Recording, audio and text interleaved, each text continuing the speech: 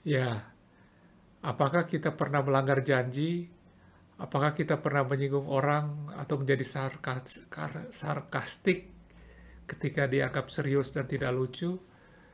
Dan apakah kita pernah bertindak tidak pantas terhadap orang yang benar-benar kita sukai? Jika jawabannya ya, kita harus belajar minta maaf ya.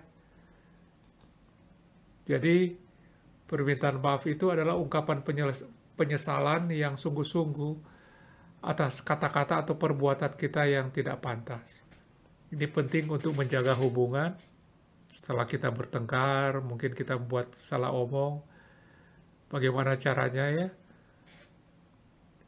Pada prinsipnya, cara efektif minta maaf itu adalah menyembuhkan luka yang terjadi atau memperbaiki kerusakan.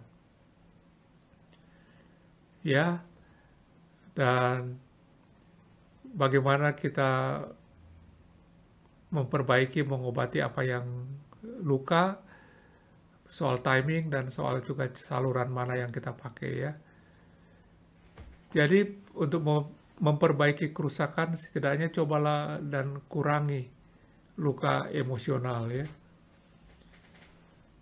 Untuk melengkapi permintaan maaf itu, kita harus berusaha memperbaiki apa yang jadi rusak. Jika kita merusak barang, properti, misalnya seseorang tawarkan untuk memperbaikinya. Jika lukanya itu kerusakan emosional, mungkin kita bertanya ya pada dia. Kita sampaikan, kita benar-benar minta maaf, apa yang bisa saya lakukan untuk menebusnya. Mungkin kita bisa menindaklanjuti dengan menyatakan sesuatu yang tepat. Seperti begini ya.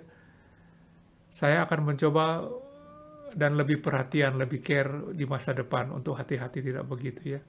Sementara ini biarkan saya membelikan kamu secangkir kopi misalnya atau hal-hal sejenis seperti itu. Oke, jadi prinsipnya itu perbaiki kerusakan dan obati apa yang menjadi luka. Nah, kemudian hal yang penting lain timing. Kita harus lakukan itu dalam waktu yang tepat. Kalau kita melakukan kesalahan yang jenisnya kecil, kita harus minta maaf saat itu juga. Misalnya kita ketemu orangnya, temui dia, langsung mengatakan sorry, minta maaf ya, kalau itu hal kecil. Kalau itu hal besar ya mungkin kita harus pintar-pintar. Kita mencerna dulu. Ini hal yang serius ya. Mungkin kita menghina dia dan sebagainya ya. Maka kita perlu cari waktu tahu untuk mengerti kerusakan yang terjadi, kemudian mengumpulkan kata-kata atau perbuatan yang layak untuk sepadan dengan perbuatan kita itu ya. Jadi hal yang kecil kita lakukan langsung, hal yang besar kita cari waktu yang tepat. Kemudian lewat mana saluran, memang ada macam-macam saluran ya. Kita bisa lewat surat, lewat email, lewat voicemail, pesan atau telepon atau tatap muka ya.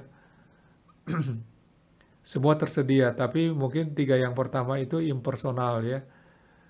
Memang kita jadi lebih ringan karena tidak bertemu langsung orangnya, tapi saya kira lebih baik kita harus menghadapi orang itu secara langsung supaya secara emosional bisa lebih diperbaiki. Oke.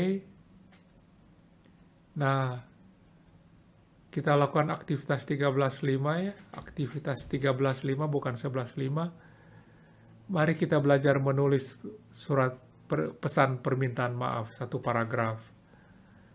Kita tulis permintaan maaf kita, atau kalau orang lain membuat kesalahan pada kita dan belum minta maaf, kita atau minta maafnya kurang, kita bisa tulis permintaan maaf seperti apa yang seharusnya dia lakukan. Mari kita lakukan aktivitas 13.5 di spreadsheet.